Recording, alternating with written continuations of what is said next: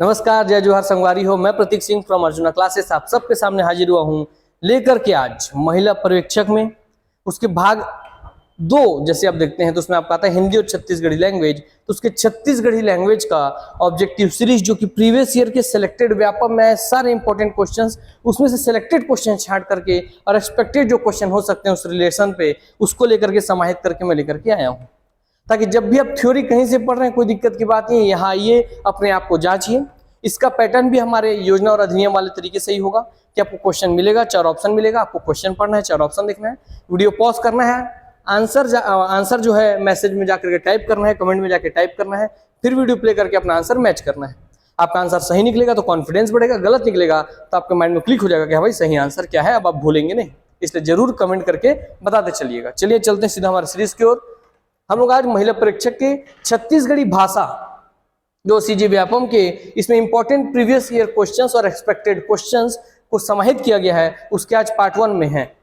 इस तरीके से अगर आप लोगों को अच्छा रिस्पांस मिले, इस क्लास को आप अधिक से अधिक शेयर किए तो इसके और भी पार्ट लेकर के आऊंगा। जैसे मैंने बोला ही था, मैं लगभग आपको हर एक चीज को टच करवाऊंगा और तब डिपेंड हो पाएगा कि भाई आप इतना स्नेह, अपना प्यार वीडियो को कितना अधिक शेयर करते हैं, कितना लाइक करते हैं, कितना व्यू करते हैं, कितना कमेंट करते हैं, उस आधार पर तय होगा कि मुझे और क्लासेस लानी है या नहीं। तो आप लोग अपना स्नेह है इसी माध्यम से मुझ तक पहुंचाते रहिए, वीडियो को अधिक से अधिक शेयर करते रहिए और ऐसा ऊपर वाला अंगूठा दबाइए, है ना।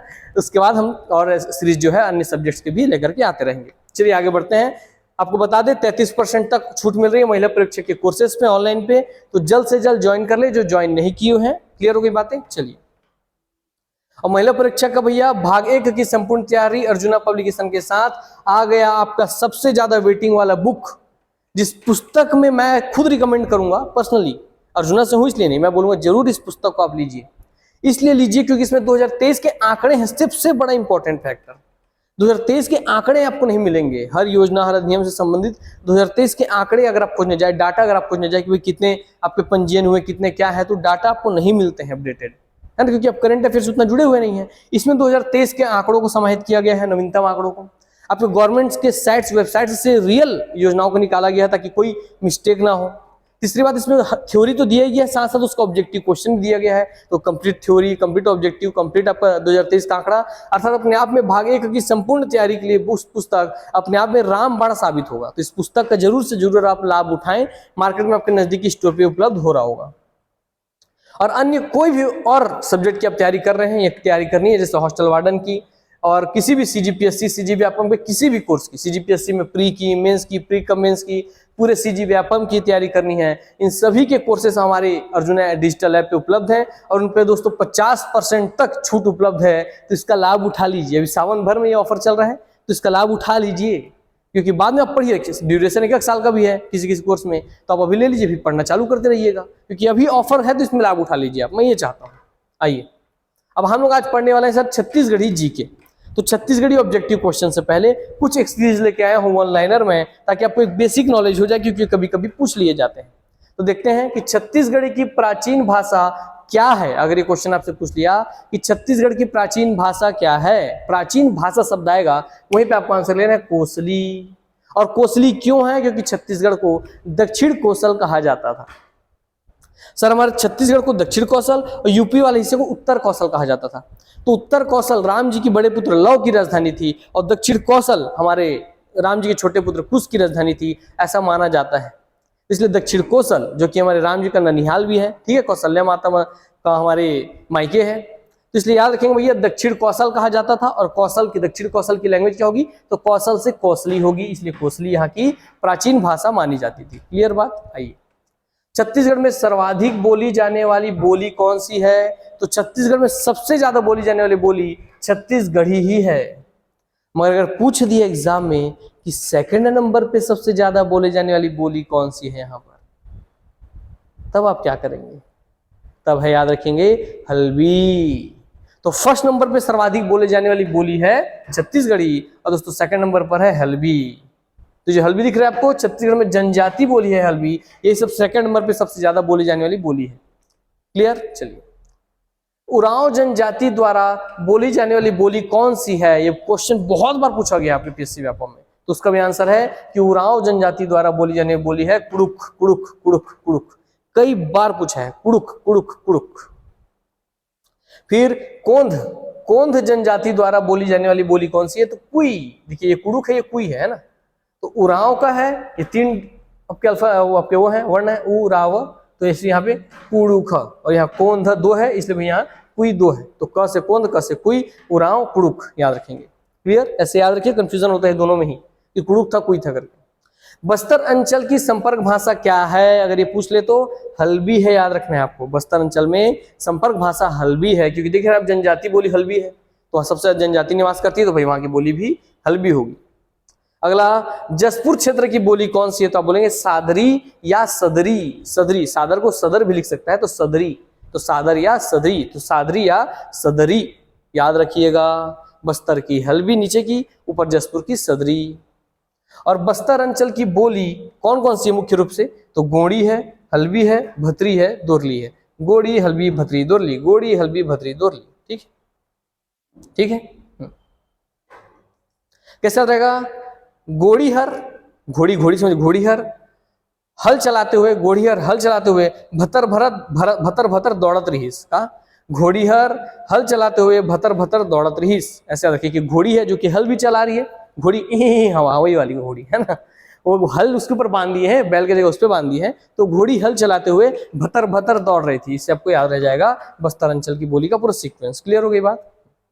अब चलते हैं दोस्तों, जिसका वेट था हमारे ऑब्जेक्टिव सीरीज पर, और अब आपके सामने हाजिर होता है आज का पहला क्वेश्चन। छत्तीसगढ़ शब्द का सर्वप्रथम प्रयोग किस साहित्य में, साहित्य में किसने किया था? तो छत्तीसगढ़, छत्तीसगढ़ जो एक शब्द है हमारा, छत्तीसगढ़ एक शब्द है ना, इस छत्तीसगढ़ को अपने साहित्य में सबसे पहले किसने लिखा था बोल रहे हैं? साहित्य में किसने सबसे पहले छत्तीसगढ़ शब्द का प्रयोग किया था? छत्तीसगढ़ एक शब्द है, तो किसने सबसे पहले अपने जो पुस्तक लिख रहे थे, कुछ निर्माण कर रहे थे, तो सबसे पहले छत्तीसगढ़ ऐसा शब्द किसने लिखा था? लक्ष्मी निधि ने लिखा था, बी दलराम राव ने लिखा था, ये दलराम राव, दलपत राम राव भी रहता है कई जगह, सी गोपाल मिश्र ने लिखा था, या डी बाबू रेवाराम ने लिखा था। अब आपको मैंने क्वेश्चन बता दिया, 4 ऑप्शन बता दिया, हर बार इतना टाइम नहीं दूंगा।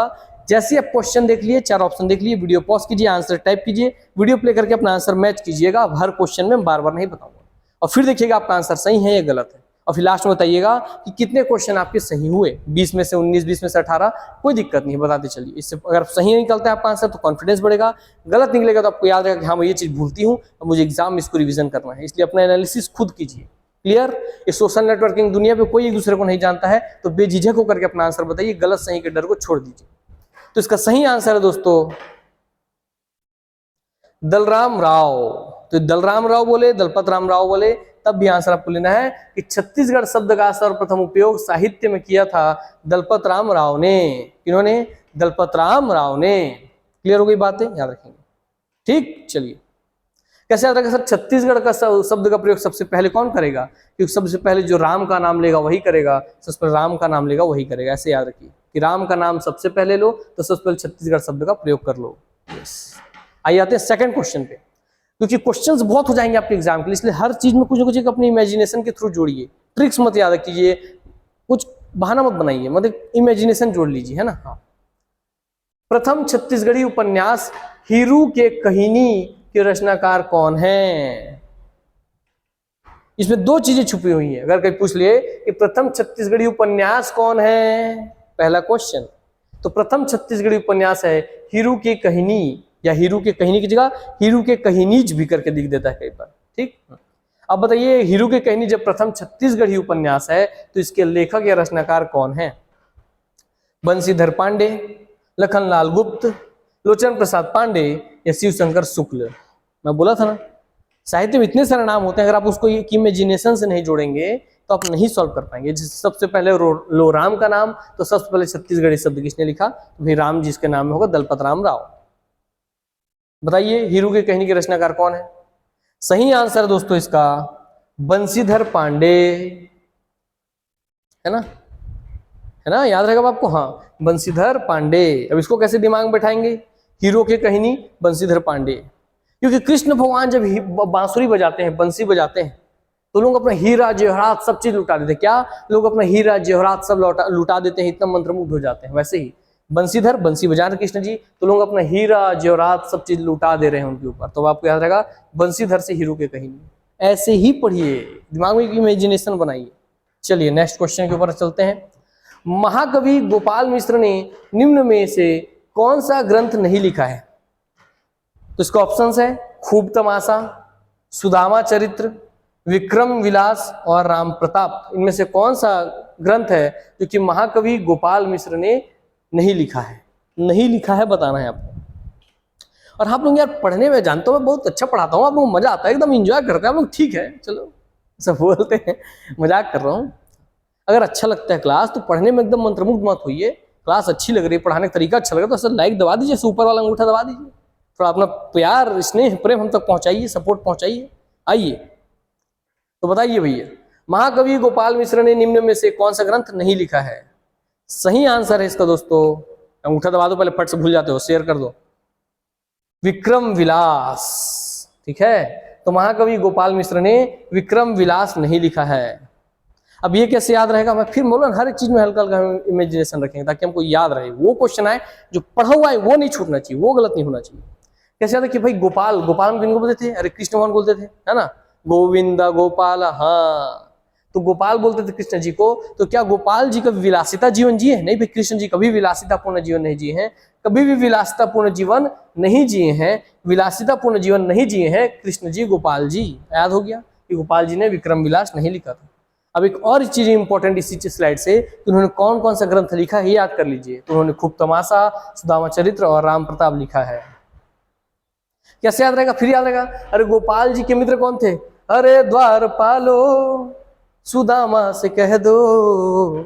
और कृष्ण जी एक से एक हमारे पास नटखट वटखट करते थे ना, तो हाँ भैया, तो एक से एक वो नटखटपन में एक से एक नाटक करते थे, एक से एक हमारे, ये हम लोकल लैंग्वेज में कई जगह बोला जाता है ना, तमाशा करते थे इस तरीके से। ठीक है, तो तमाशा भी याद हो गया, है ना। ठीक है, सुदामा चरित्र जो गोपाल जी के मित्र थे ये भी आपको याद हो गया। और भाई कृष्ण जी और गोपाल जी सब राम जी और सब तो विष्णु के ही अवतार है, तो ऐसे आपको याद हो गया।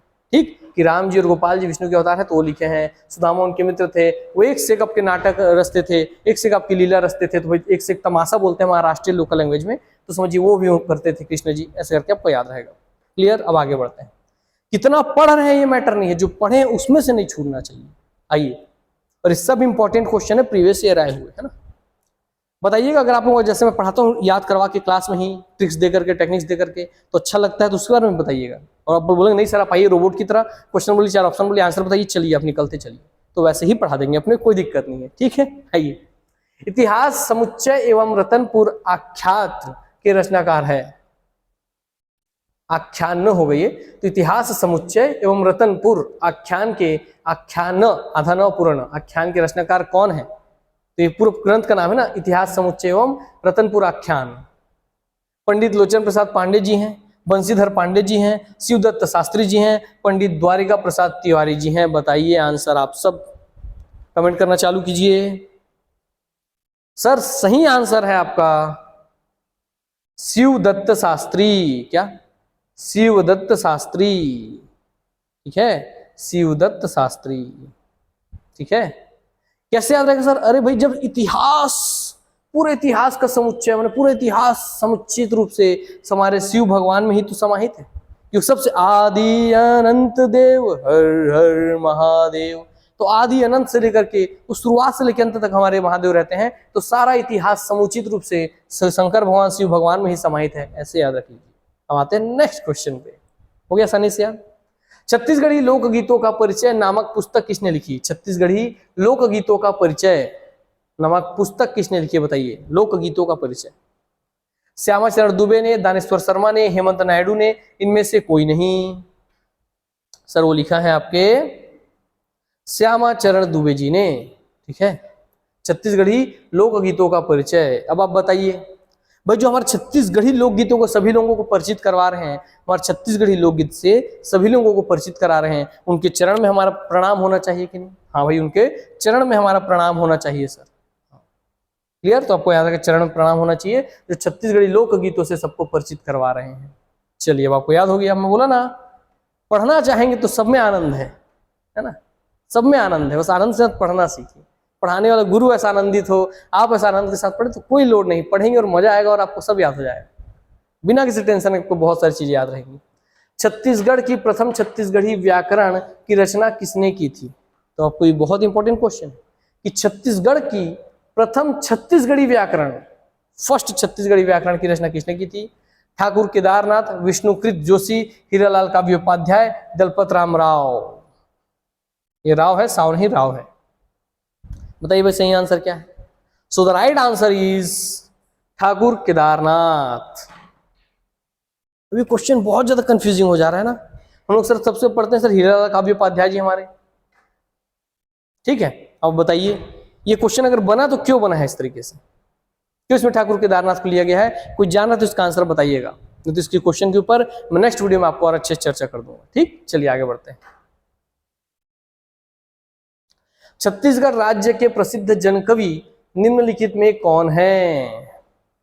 छत्तीसगढ़ राज्य के प्रसिद्ध जनकवि निम्नलिखित में से कौन है? जनकवि की उपाधि समझिए आप। कोदूराम दलित, लतीफ घोंघी, विनोद कुमार शुक्ल, प्रभाकर चौबे। सर सही आंसर है प्रसिद्ध जनकवि हैं कोदूराम दलित। तो जनकवि के रूप में जानते हैं कोदूराम दलित को, ठीक है। क्योंकि जनकवि अर्थात लोगों के कवि, लोगों के बीच में प्रसिद्ध कवि कौन होंगे?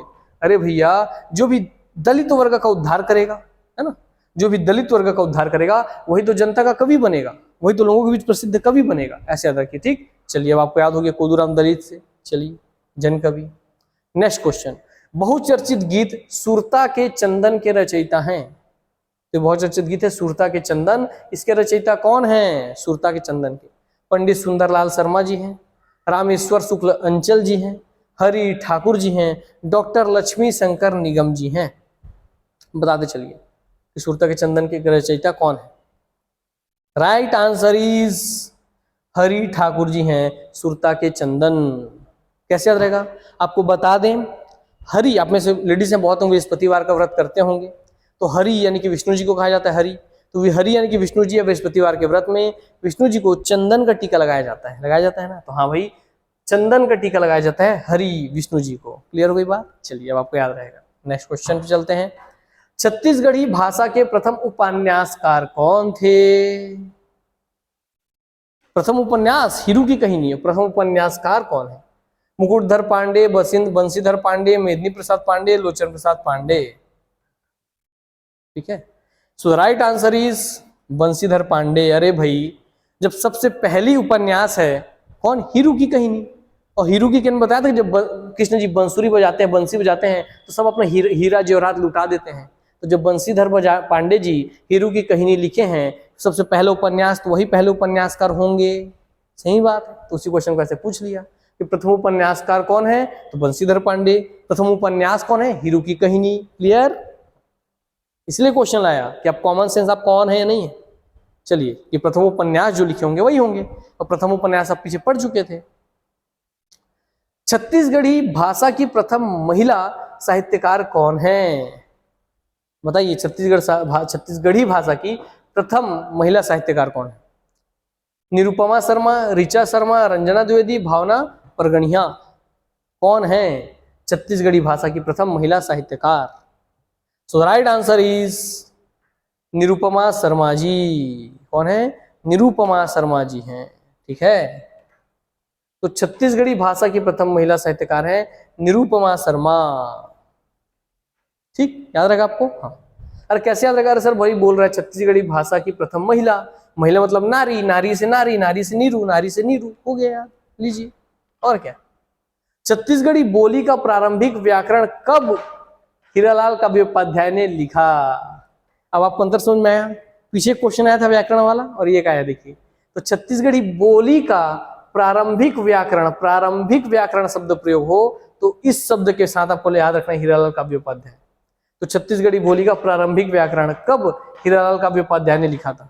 तो प्रारंभिक व्याकरण किन्होंने लिखा? तो हीरालाल काव्योपाध्याय जी हैं। क्लियर हो गई बातें? हाँ। और पीछे जो क्वेश्चन था वो आपको डाउट नहीं होगा ना? चलिए, तो भाई प्रारंभिक व्याकरण कब हीरालाल काव्योपाध्याय ने लिखा? 1960 में, 1870 में, 1880 में, 1890 में। बताइए सर राइट आंसर क्या है? आप में से अधिक लोगों की पढ़ी नहीं होगी छत्तीसगढ़ी भाषा। आपको एक और बहुत बड़ी बात मैं बताना जा रहा हूं कि उनमें से किसी का भी सिलेक्शन नहीं होने वाला है जो सिर्फ भाग 1 के लिए जी जान से मेहनत कर रहे हैं, बाकी भाग को इग्नोर कर रहे हैं। होगा ही नहीं सिलेक्शन। सिलेक्शन का, चाहे खुली भर्ती हो सीधी भर्ती हो, केवल की पॉइंट और सक्सेस पॉइंट एक ही है कि भाग 2 वाले यानी परिसीमित भर्ती वाले के लिए, भाग 2 नहीं परिसीमित भर्ती वालों के लिए तो भागिक जी जान है।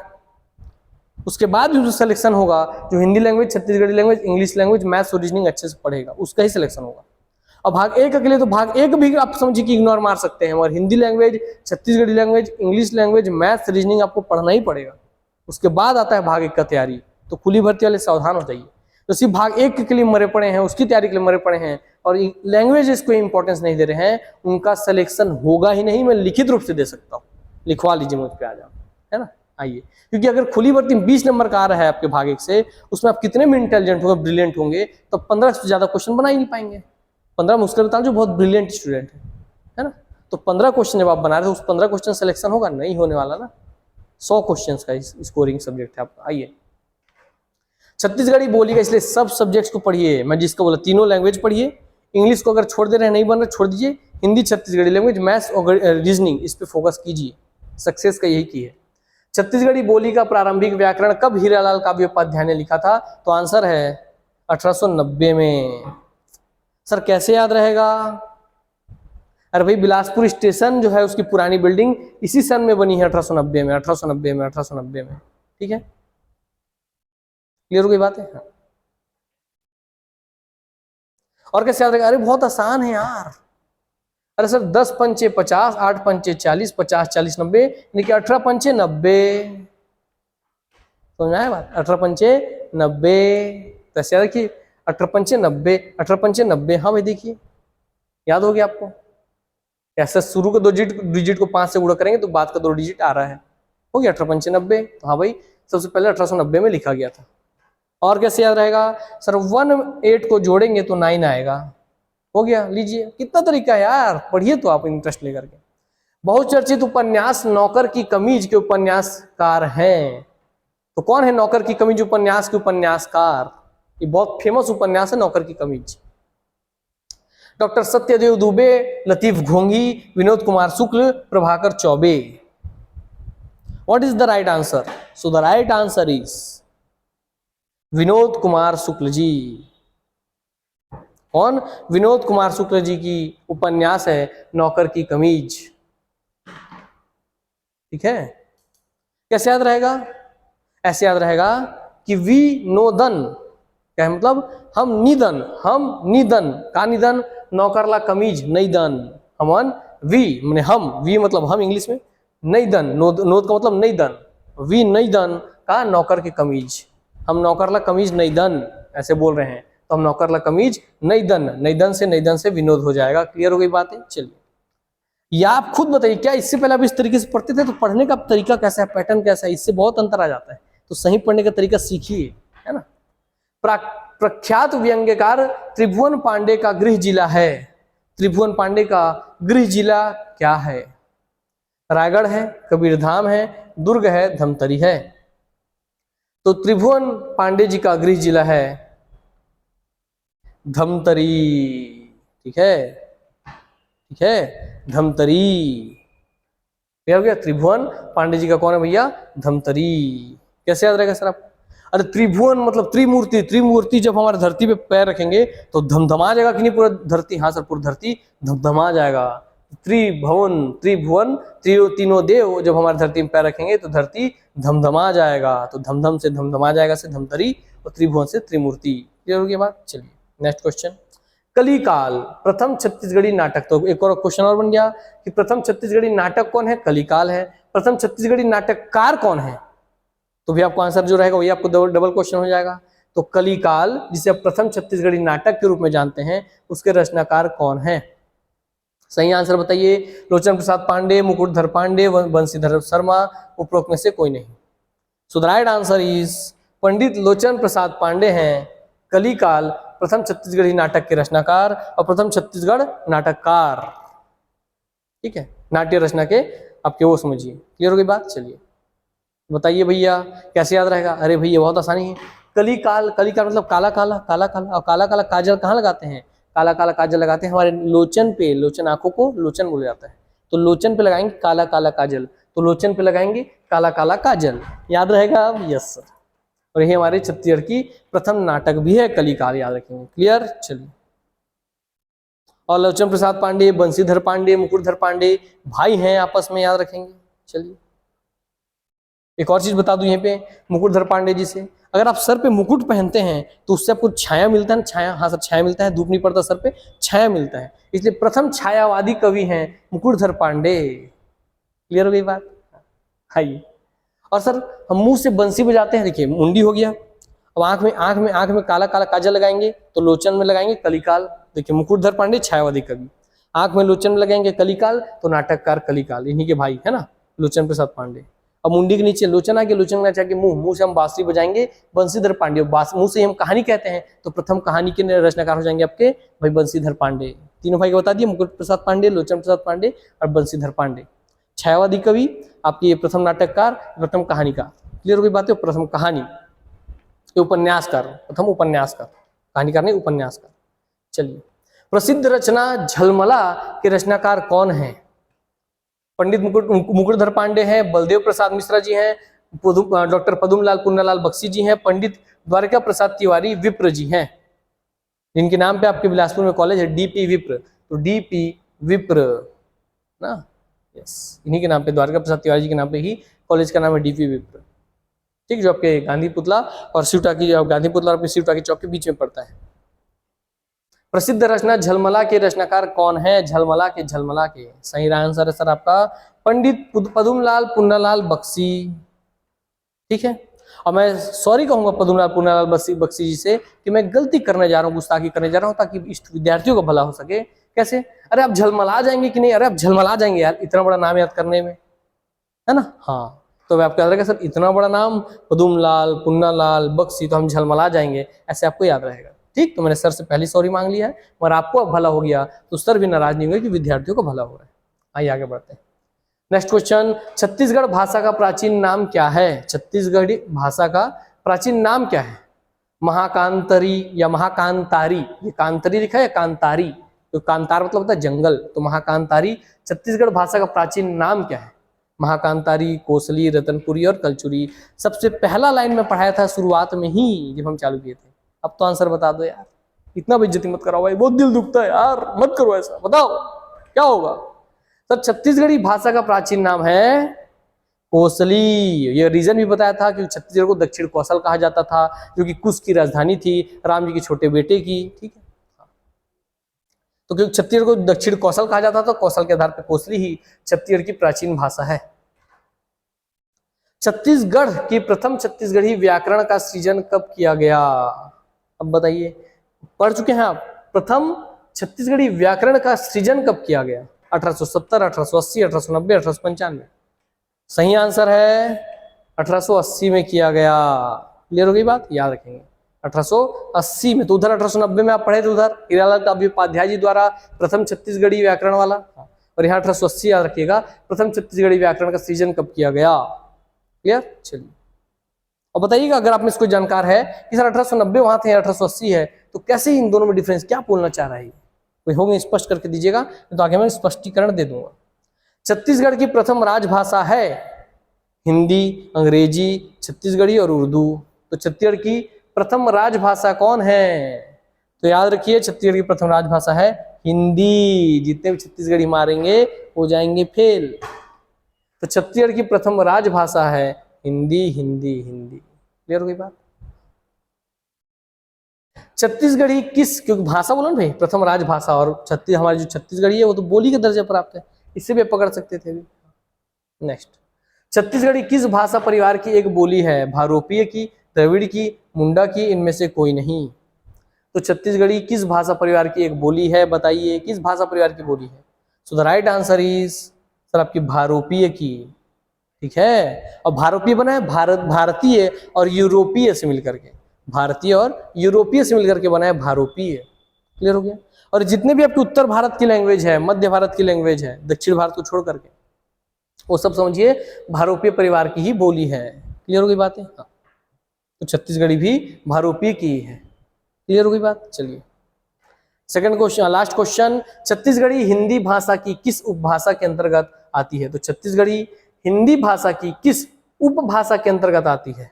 तो हिंदी भाषा की किस उपभाषा के अंतर्गत आती है? पूर्वी हिंदी, पश्चिमी हिंदी, पहाड़ी और बिहारी। क्या है right answer? So the right answer is मेरे दोस्तों पूर्वी हिंदी के अंतर्गत आती है। छत्तीसगढ़ी जो है आपकी बोली है वो हिंदी भाषा की उपभाषा पूर्वी हिंदी के अंतर्गत आती है। याद रहेगा? यस। और खुद दोस्तों आप याद रखिए हिंदी वगैरह जो है अपभ्रंश से पैदा हुए हैं।